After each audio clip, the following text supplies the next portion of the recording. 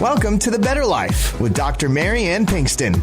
Join Dr. Pinkston today as she teaches you how an integrative approach to health, combining holistic and contemporary medical information, can lead you to the better life. And now, here's your host, Dr. Mary Ann Pinkston. Hello, everybody. I'm Dr. Mary Ann Pinkston, and this is The Better Life with Dr. Pinkston, hoping to roll you into a better life. And I bring a wonderful guest in today to continue that path, and Dr. Jody Carrington, who is the founder and principal psychologist at Carrington and Company. She has bestsellers, 3 bestsellers, a podcast, Unlonely, which I am just dying. I love the name of, and also a national speaker and a wonderful woman who is joining the sphere these days. I think this has become kind of a running theme, which I am absolutely thrilled about, of an overwhelmed and disconnected world. And we are all trying to find our peace and our happiness and our wellness and well-being, et cetera, et cetera. Dr. Carrington, thank you for joining us today and welcome in. It's nice to see you. Yes, it's great to see you too. Thank you for having me. We're going to talk all the things about how to put people back together. Oh, God. How do we do that? How do we get to a place? Yeah, that's a great question. I mean, and I think that, I have a couple of answers to that question that I think are just, it's so timely. I always sort of think, though, you can't address what you don't acknowledge. And most of all, we always want everything to be okay. Whenever we ask parents, what do you want for your children? I just want them to be happy. What do you want for your marriage? Well, I just want it to be happy. I just want to be, and that's so dumb because nobody's happy all the time. Okay. You don't wake up in the morning and you're just like, oh, this is what I hope this 50-year-old chassis was going to look like. I'm not happy. And I think it's like the way we make sense of hard things in this life comes down to sort of like the basic rules of being human. And I say this all the time, we're way more alike than we are different. We all start in exactly the same place. We all end in exactly the same place. Nobody gets out of here alive.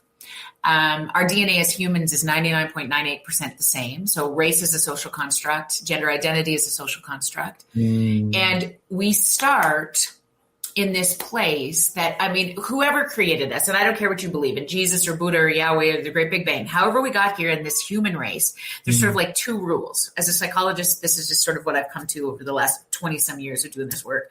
Number 1, whoever created us said this: I'm going to make you neurobiologically wired for connection. Okay, you disconnect from an infant, they die. I don't care how good we get at the AI. We will never automate relationship. Yes. And the neurophysiological changes that happen when 2 humans are in the same room will not be replicated because AI cannot feel. And the first rule of the human race is we're neurobiologically wired for connection. Okay. So the only AI I think that's going to matter is authentic interaction. If you're good at that, your business, your organization, your company, all the things, all the stages I speak about, I'm like, if we can get back to being human, it's your superpower in this season of rapid automation when the only thing that hasn't been automated is the human operating system. Well said. Yes. And the second rule of the human race, whoever created us, sort of like threw a curveball. They were like, despite the fact that I'm going to make you neurobiologically wired for connection, the hardest thing you will ever do as humans is look at each other. Right. And people say this, what do you mean? I'm in medicine or business or sales, or I'm a mom or whatever the deal is. I'm good at looking at people. No, you're not. We are not good at this. And oftentimes when I speak to a room full of people, who are there for a conference or a women's summit or whatever it is, and I'll be like, let's do an experiment. Make eye contact right now with somebody in this room.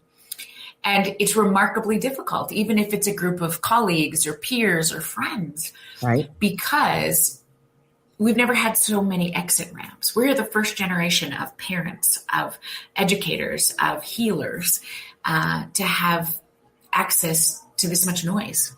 Right. And we're not designed for it. The best of us lives in a regulated body. Right. And we've never been this dysregulated. The more dysregulated we become, the less we look at each other.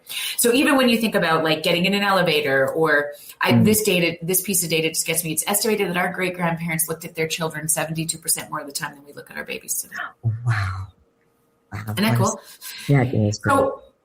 So the answer for me is just sort of the antithesis of that. How do we reverse engineer what we know to be true about humans, and that we've ended up in this radically sort of technological, expansive space, which is beautiful to have a front row seat to. I feel so grateful to be alive. Right. And what are the costs of those things? And I think we're just right in the middle of trying to figure that out. Absolutely. And so I love your energy, and I love the fact that you are grateful to be in this moment, because many people are not. Many people live in fear. You mentioned AI. You mentioned, and there's so many other things about the world right now that are changing and going so fast. We're in the middle of war, we're in the middle of famine, we're in the middle of genocide, whatever. I mean, there's so much fear and lack of hope right now that I sense from people. And I feel like we are losing our soul. And the first thing I ever did was turn off the news and turn off the scrolling on the social media with everything, because that is where I feel like the disconnection occurs, right? Mm-hmm. And that we start to feel hopeless and helpless, not realizing that everything we need really is solid in our body and in the room next to us, and that eye contact, that touch, that feel, that human emotion and everything is what we're losing. You're absolutely right about that. So what brought you to this point? I mean, how did you come to connect to this, this passion and this idea? Give me your background a little bit. So I grew up in a little farming town it's called Viking, Alberta, Canada. And so just picture like the quintessential small town. So we had a K-12 school. 22 of us started kindergarten together. The same 19 of us graduated together. Okay? Wow. So we knew everything about everybody. Absolutely. I can tell you, the first and last name of every teacher I had. And my bus driver's name was Stan Chomuk. He's a crotchety old son of a gun. And he picked us up every day from grade 3, dropped us home every day to grade 12. I love this guy. It's home of the Sutter brothers. So there's 7 brothers, 6 of whom made the NHL. So hockey was a big part. Ice hockey was a big part of like our life. So I coached it and played it and tried to marry one of the Sutters. Didn't work out. So I had to make it on my own, which is fine. And, I remember my favorite teacher. So I remember 0 of what she taught me. The literacy and the numeracy escapes me of the curriculum. And I go on to get a PhD, but I don't remember anything that I learned. I remember my favorite teacher's name was Holly Nordstrom. And I remember where she was standing and where she was wearing the day she had to tell us the then captain of our hockey team had been killed. Oh. And I remember thinking, even as a 16-year-old kid, if there's somebody at the helm of big emotion, when everything feels uncertain, when fear is big and there's no end in sight, turns out those are the 3 components to the most dysregulated nervous systems. When those things are on play, if there's somebody there to walk us through it, we're going to be okay.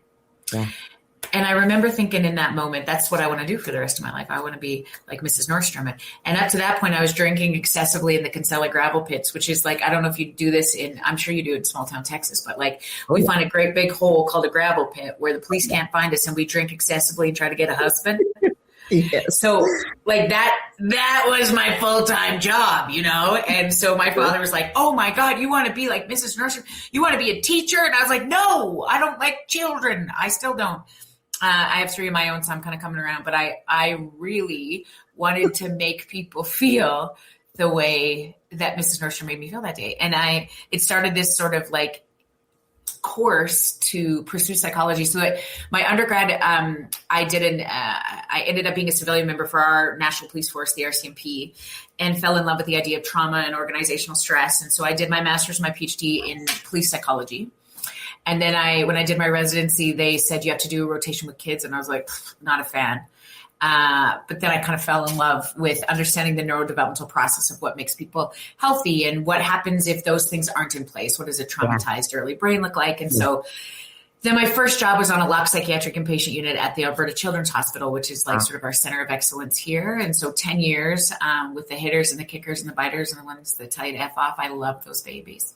Wow. And they taught me everything I needed to know. And so then I met my husband, who's a feedlot nutritionist. He drives around looking to see if heifers are hungry. Super nice guy. Anyway, and we were both old because we both had our doctorates. And so then we decided we should get kids. So we had kids fast. Like super fast, like I got one and then I got twins.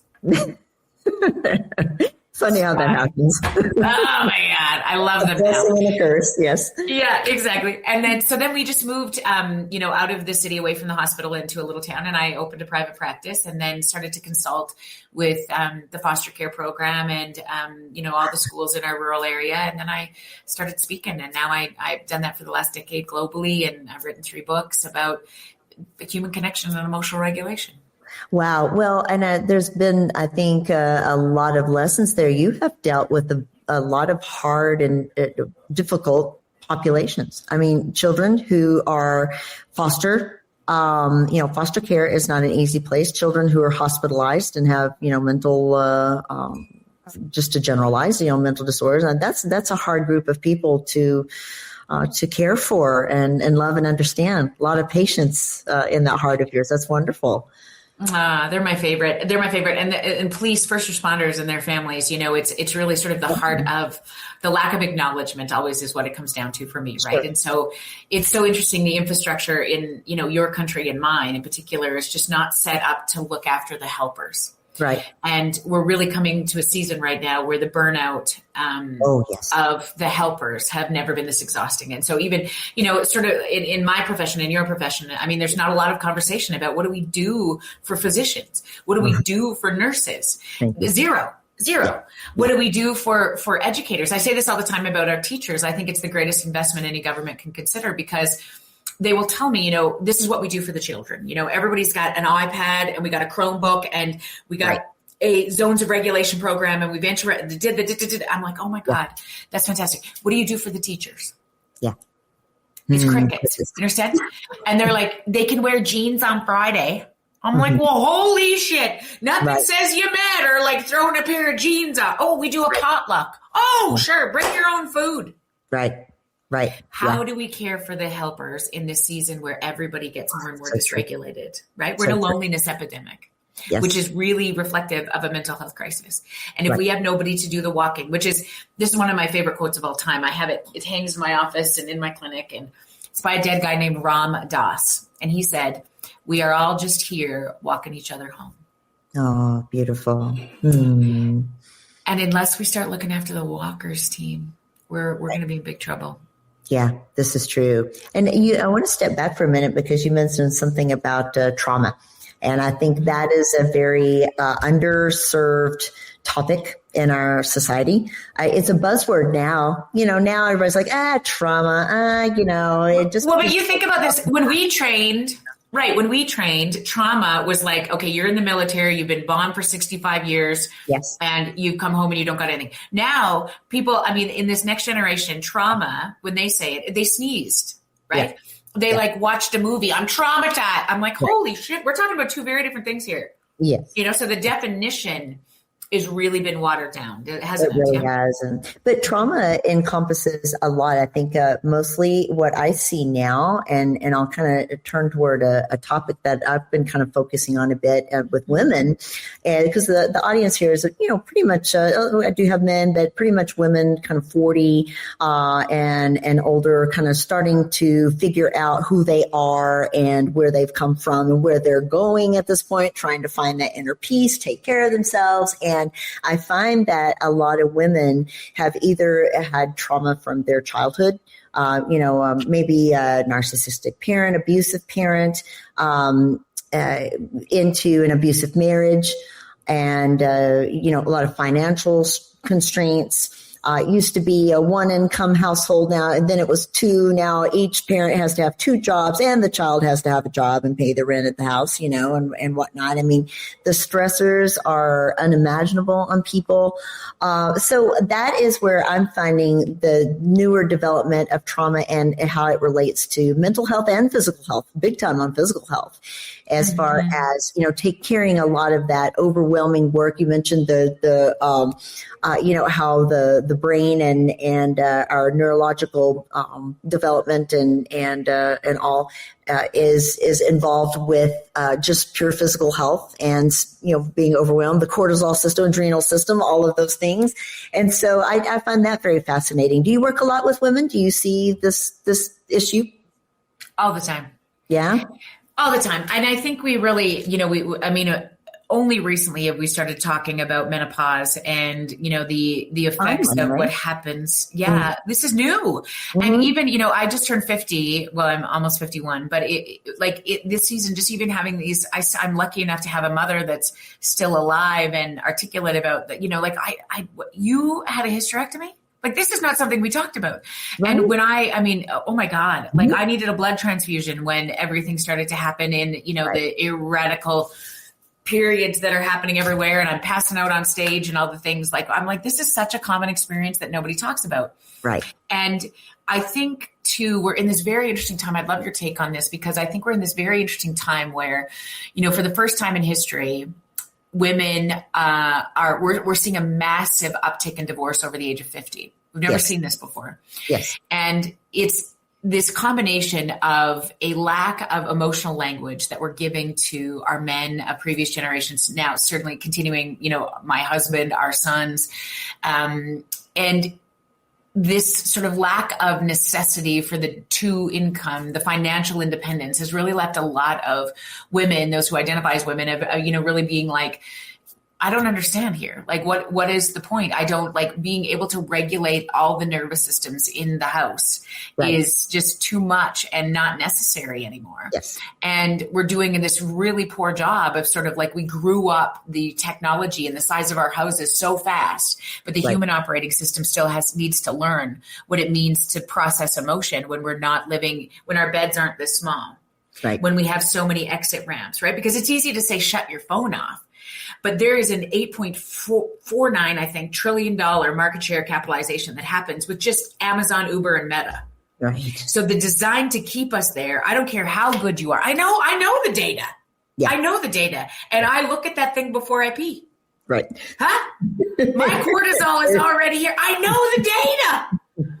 I watch Dateline in my bed. I know the data. I'm waiting for some chick to die in Tallahassee, Florida at 11 o'clock at night. And I'm like, oh no, what's wrong with me? I can't sleep. I know what's wrong with me. Yes. But after I've saved the people of Canada, I feel like I've earned the right. And now I can take this little device into my bed. Right. And we don't have, we thought smoking was good once too. Right. And Yes. It's the introduction of all of these things. We witnessed it, 2009 introduction of the forward-facing camera and the phone sort of starts to take over with our first son. I remember he was born in 2010 and he was 2 and we were like, get him an iPad because look at how fancy, he needs to know how to deal with these things, Yeah. And now we're like, whoa, stop. Yes. So we're learning all of this together. And I think it's there's got to be so much grace in just the fact that we haven't updated us humans. We still need the regulation, the rest, all of those things that were baked in to the way our parents were raised, which, not to romanticize that, but when Sundays and Saturdays were a day of rest, absolutely, your nervous system refueled. When you came home from work at 5 o'clock or 7 o'clock or after a shift and nobody could get you, your nervous system knew that. Now, I had to take my watch off for this, but usually I have a watch buzzing with notifications. I have a notification on my email. 147, this is the estimated today. It's estimated that the average human gets 147 email notifications a day, which is like a cortisol shooter. You understand? Absolutely. So we're like, Zap, zap, zap. Mm-hmm. Designed for that much noise, and then we're tired and we're chippy and we're burnt out and we're overwhelmed and we just want to throw punch everybody. Right. So everybody blocks and blesses and they want to live in a cabin by themselves. Yes. And that's where the grand movement is coming from. Leaving the big city, going to the small town and getting the heck out because I just can't deal with it anymore. The burnout is real. I think a lot of that came around in COVID too. I saw, when you talk about loneliness and getting shut out of the world. And part of that was this was a time for me where the business quietened down quite a bit. The phone calls disappeared a little bit. There were plenty of people who were in nursing homes who were shut down and lonely and died because of it. And it was very tragic. But at the same time, there was kind of a rebanking on, I don't have to answer the phone every 5 seconds, as you say, and got to sleep a little bit and spend some time at home with the kids and all. And it was a little bit of a lesson to me about how to shut the world out, because this began, I think, most people who watch the podcast know I was 300 pounds at one point. And that was, I know, right? It can't imagine, but I think most of that came from the overwhelming, work of the world against me, working, being the breadwinner of the family, raising kids, parents are sick, taking care of everybody else except for myself.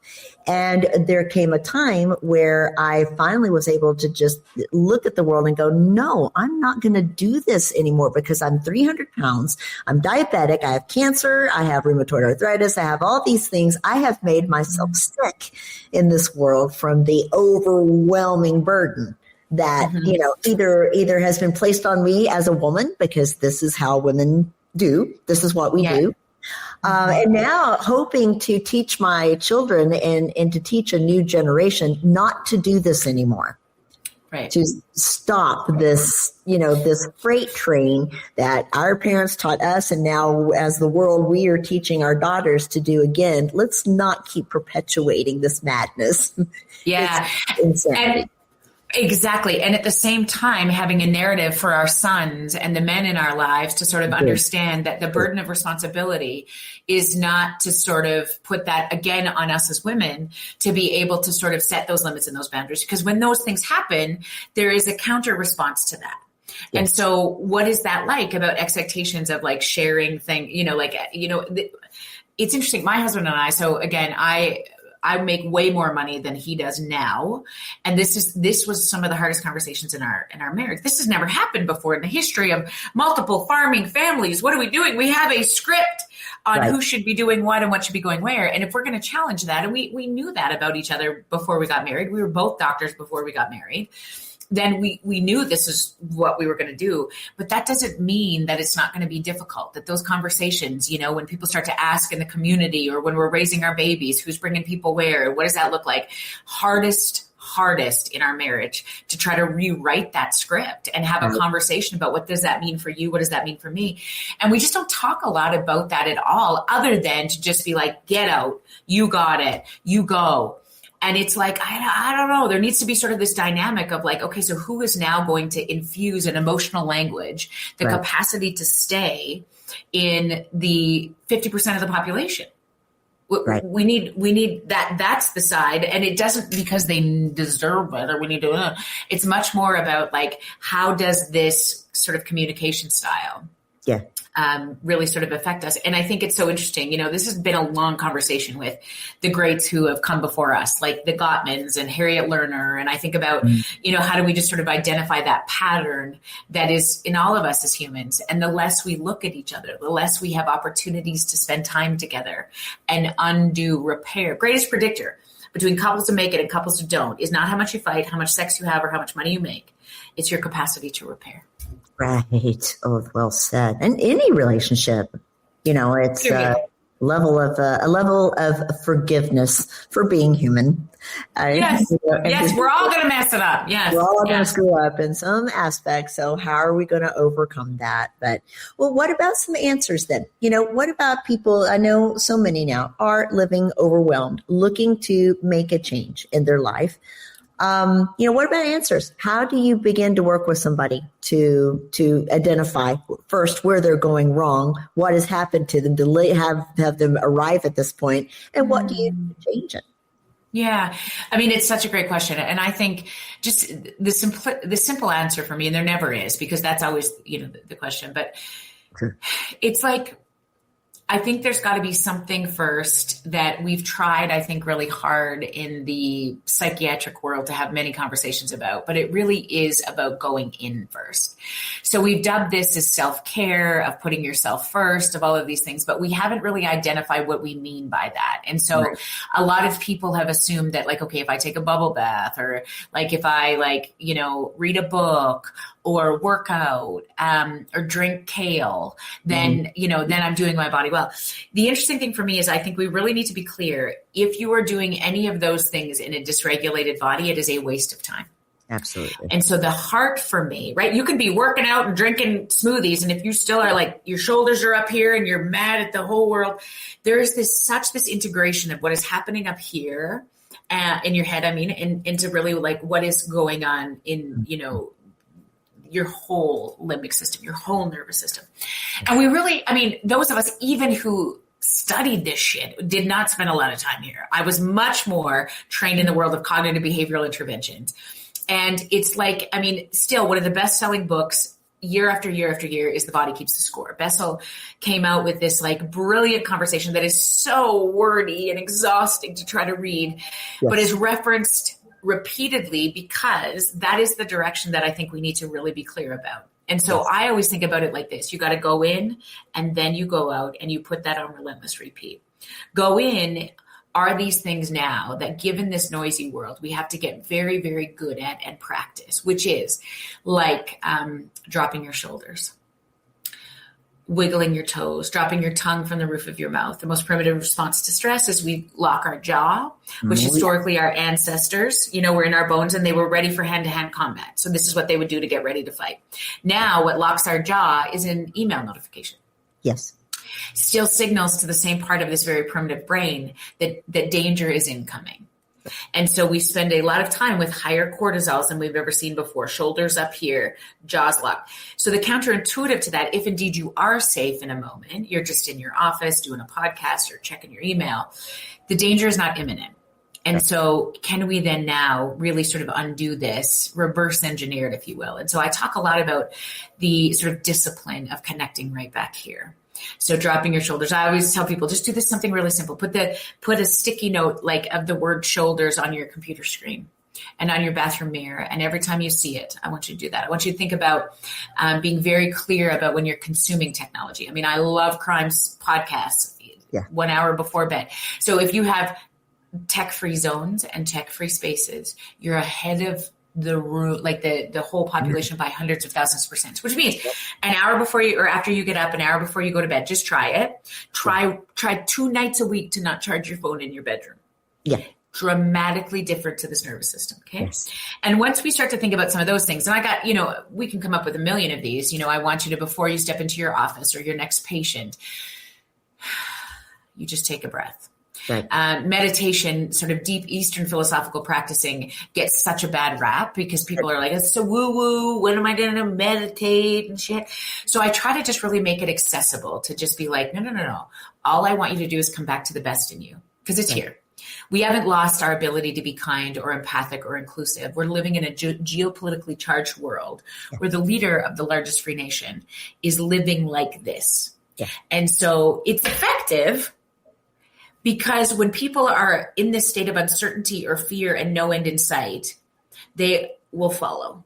Yeah. And so it's very effective. It's by design. Yeah. But if our own nervous systems want to be discerning, want to find joy, you experience the most vulnerable emotion on the planet is joy. You do not experience it when your shoulders are up here. You have no access to it. Yeah. So if you want some of the best out of this life, as you deserve it, because you've loved so many people for so long, is that we really need to think about going in first and practicing that on a regular basis, as much as you can. And then you give it away. Then you go out into this world and you do the next best right kind thing. And we get overwhelmed because we're like, oh my God, I need to start a nonprofit for homeless teenage mothers. All I need you to do is the next best right kind thing. I need you to wave at your neighbors. Can you do that? When's the last time you waved? In fact, I want you to wave at every stoplight. If you're in a city or a town, even if it has a stop, I want you to wave at the people. And when I grew up in Viking, Alberta, Canada, there's no stoplight. You're driving and you use the two fingers. Yeah. Like if I really like you, yeah. And I don't even have to get excited, but I have to acknowledge the fact that you're there. And now if I go home to the farm and I'm waving, I don't even know who it is, but I'm fairly sure she's related to Hilda or I'm doing the thing. And I get into the city and I stop because I think everybody's a psychopathic serial killer. So I'm driving like this, very internally focused. And so part of the deal is if you're regulated, you are so much more capable of giving it away, of noticing the grandpa who came to his kid's soccer game. And you can say, oh my gosh, Grayson is such a cool kid. Yeah. Well, that can not only change your life, it could save it. Yeah. That's how powerful we are right now. Absolutely. The bar is so low. And I think about that all the time. That's where my hope and optimism comes from. It's never been easier to build a business, I don't think. It's never been easier to address mental health concerns. It's never been easier. When we just turn on the news, however, we get overwhelmed and our lid flips. We get neurophysiologically, our prefrontal cortex goes like, ah! Yep. And that's where all the goodness in our bodies live. So we're all sort of in this half lid flippy place. And we haven't lost our ability to be great. We've lost access to it. So bringing it back home, go in, go out, relentless repeat. That's it. Well said. Well said. Absolutely. So tell me where we'll take a very short break, and I've got a great question for you back on the other side, but tell us where we can find you and more information, your books and your podcast and everything. Where can we find you? My gosh, I would love your community to be a part of ours. We just drjodycarrington.com is where everything is there. We're on the socials all the time. We'd love you. And Unlonely. Unlonely. I love that. I think it's wonderful. And so, and you will be all over drpbetterlife.com, which is my website. And I will make sure that all of your links are there so people can easily find you. And so we are going to take a very short break, and I want to introduce Magna Pharmaceuticals, my beautiful little pharmaceutical community that has taken care of me for the past 2 years. And I appreciate Dr. Lesser and Mary. So we'll take a short break and be back on the other side. Depression, anxiety, low energy, weakness, these are just some symptoms of low B12 levels. And the absorbable B12 folate supplement that's helping people declare victory over depression symptoms is De Novo Plus B12 by Magna Pharmaceuticals. Patients with symptoms of depression often exhibit low levels of folate and vitamin B12. The human body needs sufficient folate intake to produce the essential neurotransmitters serotonin, dopamine, and norepinephrine. These neurotransmitters alleviate feelings of sadness, anxiety, and gloom. What makes De Novo Plus B12 so successful? De Novo Plus B12 contains readily absorbable folate and B12. That means it's more successful at correcting the root cause of your deficiency, not just the symptoms. Whether you are suffering with low energy, depression, fatigue, or anxiety, you owe it to yourself to learn more at magnaweb.com. That's magnaweb.com. Please let us know at checkout that you heard about De Novo Plus B12 on The Better Life with Dr. Pinkston. Thank you, Magna, and welcome back to The Better Life with Dr. Pinkston. And we are talking with Dr. Jody Carrington today. I am really excited to have you on. And I think that, we've talked about the human connection being a top priority in the existence of humans. But there is a self-connection. I think the disconnect there, we need to wave at our neighbors and do all these kind things and practice those random acts of kindness and whatnot. But there's such a self-disconnect now. These days. And so I know I've been through this. This is something that, again, I mentioned with women, taking care of everybody else instead of yourself. That's something that I definitely have done in the past. But finding that self-connection was very difficult. I was in a bad marriage, great man, but in a bad marriage, a bad situation. And, in a work environment where I wasn't nurtured, there is, always taking care of the parents, the kids, and doing things for others all the time, waving at my neighbors, making sure everybody else is taken care of. But what about me? What do I do for myself? How can people begin to reach themselves and touch themselves? I have started practicing meditation and things like that. I think there is a stigma out there for it. We're a very religious society in America. We definitely have our rules and our boundaries with the church and prayer and things like that. But how do we start to touch that inner world and connect with ourselves?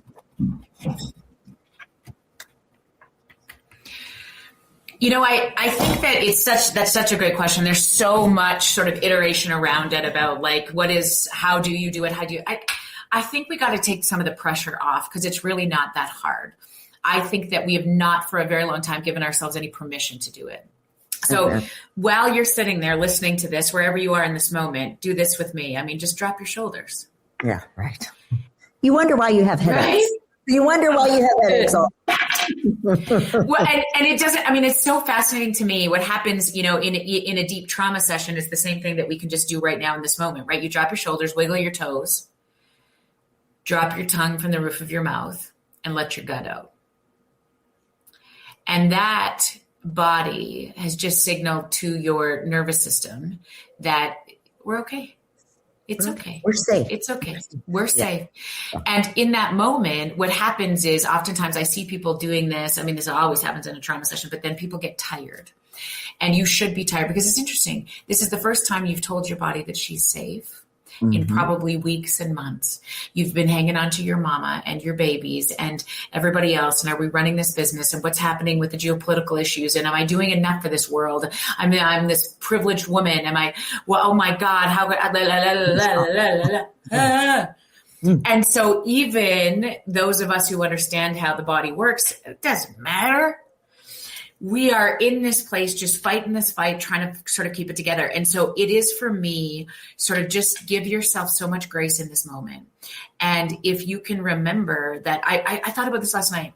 One of the most sacred places to have this conversation with yourself is in bed. Yeah. Because that's usually the first time we get still. Once we finally shut our phones off or put our books down or do whatever we're doing, then we start to ruminate. Then we start to go like, shit, I shouldn't have married him.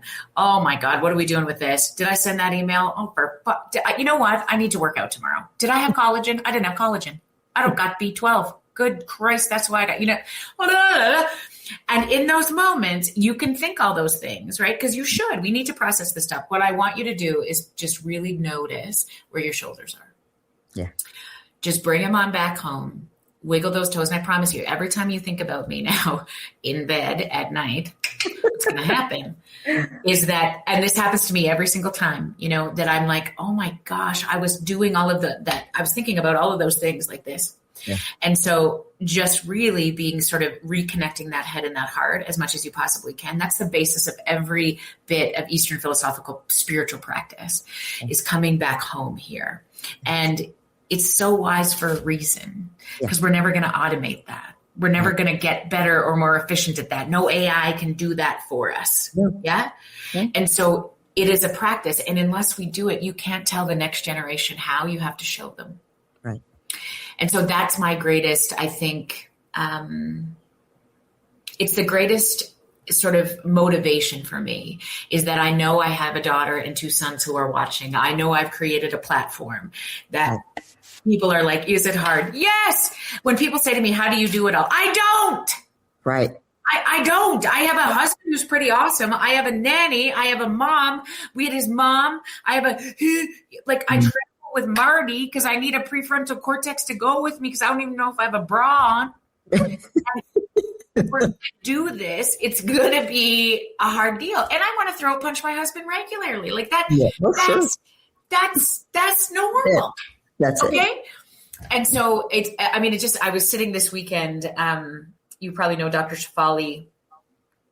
She speaks a lot about, so I was just struck again in a conversation with her about how much work it is to maintain healthy relationships with other people, let alone yourself. Yes. So if you are struggling and this feels hard, it's okay. It should be.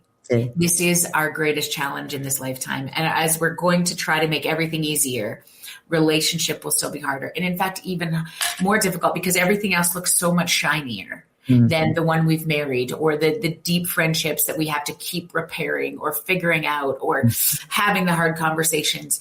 And it's easier just to walk away because there seems to be so many opportunities that look shinier. On the Tinder, you can. Why would you settle for anything? There looks so many options. You understand? Yeah. So the depth of relationship will not get any easier. It's still you have to put the reps in. It's going to be hard. You're going to want to get out. You're going to and I mean, when safety is an issue, all bets are off. There's often a line, but what I'm most interested in though is, should relationship be hard? Yeah. It always has been. It always will be.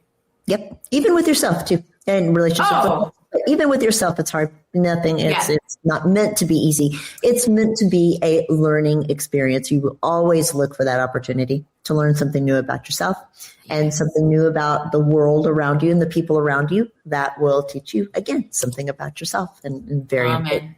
Very important. Amen. So great. Well, good. So I really appreciate you being on today. And it is a wonderful conversation. I love what you do, and I love the message and the passion. You're so sweet and so funny, and I love this. So tell us where people can find you. Yeah, drjodycarrington.com. And I got 3 books. The last one's called Feeling Seen, and the next one's on its way if I can get to writing. And the Unlonely podcast is we're all here just waiting for you to come on over. Absolutely. Thank you. I will make sure that all of this is listed on drpbetterlife.com, and you will be highlighted beautifully there so that people can find you and your wonderful podcast. Thank you. I appreciate you being on so much. Any final words for everybody? Anything that we've left out that you want to address? Oh man, I wish we all knew how much we mattered. If you had any idea, it would change everything for you. You matter so much to so many. So don't forget that today. That's beautiful. Thank you. And and I always end the podcast telling people to please take care of each other out there. It's so important. We have really lost our ability to, and I think something that you have really highlighted today that is super important, I want people to understand, is that we are always searching for safety. I think that safety aspect, we are not running from the bear anymore. We don't have to go hunt for our own food, anymore. Will there be scarcity? It's out there. We have everything we need. So just remember that you are safe in your environment and you're safe with yourself. Just find that inner peace and practice it. It's wonderful once you can finally reach that. Thank you for putting the value on that with us today. I appreciate you. All right, everybody, have a great week. Take care of each other out there, and we'll see you next time. You've been enjoying The Better Life with Dr. Marianne Pinkston. For more information, go to drpthebetterlife.com. That's drpthebetterlife.com. And listen next week for The Better Life with Dr. Pinkston.